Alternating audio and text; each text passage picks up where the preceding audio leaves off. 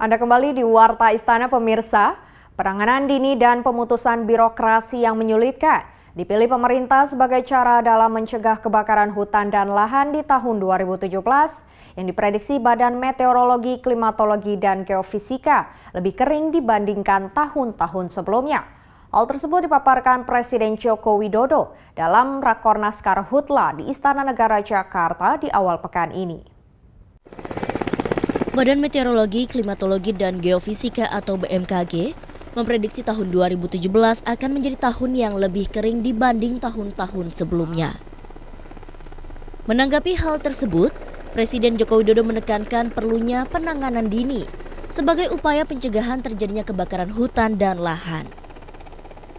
Dalam rapat Koordinasi Nasional Pengendalian Kebakaran Hutan dan Lahan tahun 2017 yang dihadiri Menteri Kabinet Kerja, instansi terkait, aparat penegak hukum, TNI, hingga kepala daerah, Presiden Joko menjelaskan rencana aksi dirumuskan secara detail, mulai dari mendorong penetapan siaga darurat sejak dini hingga pemutusan birokrasi yang menyulitkan penanganan secara cepat. Sementara itu, peningkatan tata kelola lahan yang dilakukan masyarakat maupun perusahaan, umumnya dalam lahan gambut, masih menjadi tugas berat pemerintah.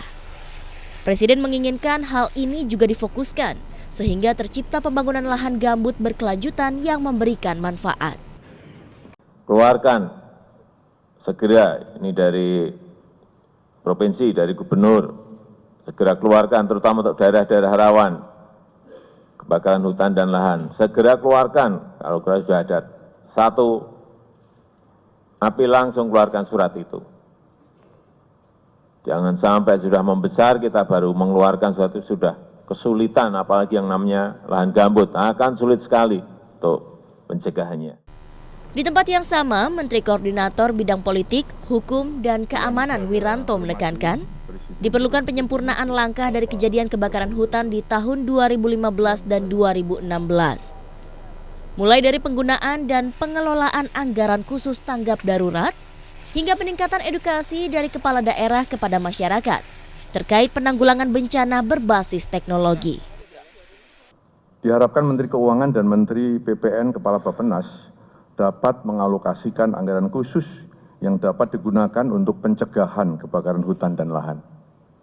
Kedua, diharapkan Menteri Dalam Negeri perlu merevisi Permendagri nomor 21 tahun 2011 tentang pedoman pengelolaan keuangan daerah, sehingga pemerintah daerah dapat menggunakan anggaran sejak tahapan pencegahan. Kedepannya pemerintah juga berkomitmen untuk mengecek kesiapan dalam melakukan operasi udara. Sehingga jika ada indikasi titik api, maka segera dibuatkan rekayasa cuaca atau hujan buatan. Dari Jakarta, Garnis Giani, Oki Prasetya, Kantor Berita Antara, mewartakan. Sehari kemudian, Wakil Presiden Yusuf Kala meresmikan jembatan layang yang menghubungkan Jalan Antapani dan Jalan Jakarta di Kota Bandung. Jembatan yang kini dinamai Overpass Pelangi Antapani tersebut merupakan proyek percontohan nasional karena menggunakan teknologi corrugated monster busa.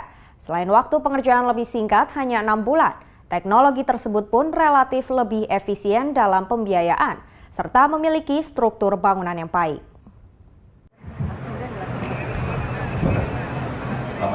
Setelah melewati 6 bulan masa pengerjaan, proyek pembangunan jembatan layang Antapani, Kota Bandung sepanjang 440 meter akhirnya diresmikan. Peresmian dilakukan langsung oleh Wakil Presiden Republik Indonesia Yusuf Kala yang turut disaksikan Menteri Pekerjaan Umum dan Perumahan Rakyat Basuki Hadi Mulyono serta Wali Kota Bandung Ridwan Kamil Selasa 24 Januari 2016. Dalam kesempatan tersebut, Wapres mengapresiasi pembangunan overpass yang dinilainya telah sesuai ekspektasi, baik waktu pengerjaan maupun dari sisi desain. Menurutnya, overpass Pelangi Antapani ini telah menjadi ikon kesuksesan pembangunan infrastruktur dalam negeri dan layak dijadikan sebagai proyek percontohan skala nasional. Karena sudah dikaji oleh Litbang PU dan sudah dipraktikkan oleh wali kota di sini. Tadi disampaikan, saya ingin ulangi, biayanya hanya 30% daripada flyover konvensional. Kedua, waktunya 50% lebih cepat pengerjaannya. Sedangkan kualitasnya sama. mungkin lebih baik lagi. Overpass Antapani merupakan pilot project penerapan teknologi corrugated mortar busa dan struktur baja bergelombang yang baru pertama kali diterapkan di Indonesia. Kelebihan dari teknologi karya anak bangsa ini yakni selain masa konstruksi yang lebih cepat 50% dari waktu pengerjaan jembatan secara konvensional dan biaya yang digunakan juga relatif lebih efisien. Hanya sebesar 35 miliar rupiah. Dari Bandung, Jawa Barat, Mardian Syah Al-Afghani, Kantor Berita Antara, mewartakan. Perusahaan penanggulangan tumpahan minyak Indonesia bernama Oil Spill Combat Team Indonesia mendapatkan apresiasi dari Wakil Presiden Yusuf Kala. Wapres menyatakan menghargai kemampuan perusahaan tersebut yang dinilai memiliki kemampuan dan pengetahuan untuk dapat mengatasi hal-hal yang sulit seperti pencemaran lingkungan akibat eksplorasi offshore. Wakil Presiden Yusuf Kala Selasa siang memberikan apresiasinya kepada perusahaan penanggulangan tumpahan minyak bernama Oil Spill Combat Team atau OSCT Indonesia. Wapres menjelaskan dengan semakin banyaknya eksplorasi minyak saat ini, baik di Indonesia maupun di negara-negara lainnya di dunia, dapat meningkatkan resiko terjadinya bencana. Karenanya Wapres menghargai kemampuan dari tim OSCT yang dinilai memiliki kemampuan dan pengetahuan untuk dapat mengatasi hal-hal yang sulit, seperti pencemaran lingkungan akibat eksplorasi offshore yang biasanya diatasi oleh perusahaan-perusahaan besar di dunia. Karena itulah saya menghargai upaya dan kemampuan timnya ini, Bayu, apalagi semuanya dengan kemampuan nasional yang memberikan kita tentu penghargaan dan juga apresiasi dan harapan semoga terus selalu berkembang. Adapun OSCT Indonesia sendiri adalah sebuah perusahaan swasta nasional yang telah berdiri di Indonesia sejak tahun 2001. Oil Spill Combat Team Indonesia memiliki misi untuk mampu menyediakan jasa untuk menanggulangi tumpahan minyak secara efektif dan efisien. Dari Jakarta, Lutmila Nastiti, Rijalul Fikri, Kantor Berita Antara mewartakan. Kita ke warta lainnya, pemirsa. Marsikal TNI Hadi Cahyanto pada pekan lalu resmi menjabat sebagai Kepala Staf TNI Angkatan Udara setelah dilantik Presiden Joko Widodo di Istana Negara. Yang menarik, pelantikan Hadi turut dibarengi kenaikan pangkatnya dari bintang 3 ke bintang 4.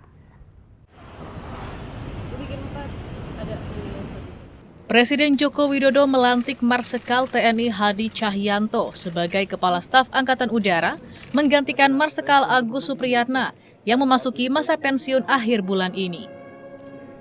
Presiden di saat yang sama juga menaikkan pangkat Hadi menjadi Jenderal Bintang 4 berdasarkan Kepres nomor 3 tahun 2017.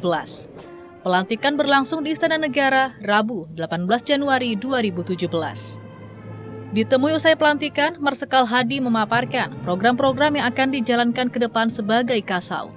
Di antaranya peremajaan alutsista dan penambahan radar di lanut pertahanan yang ditargetkan akan mencapai 32 titik di tahun 2024. Sementara terkait upaya zero accident dalam penerbangan Angkatan Udara, dia akan melakukan pemantauan ketat.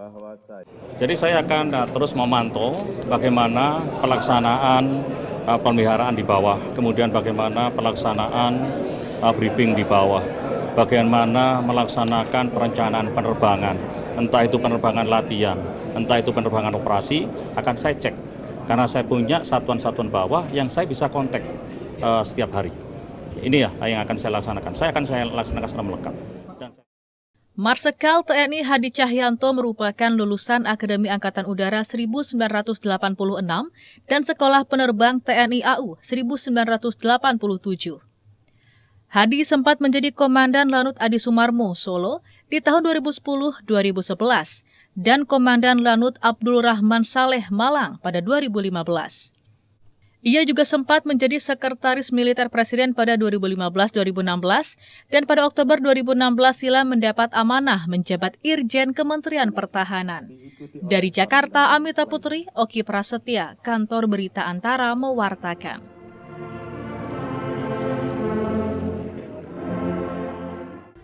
Warta Istana masih akan kembali dengan warta tentang Presiden Joko Widodo yang mengikuti kejuaraan Bogor terbuka. Kami akan segera kembali sesaat lagi, tetaplah di saluran ini.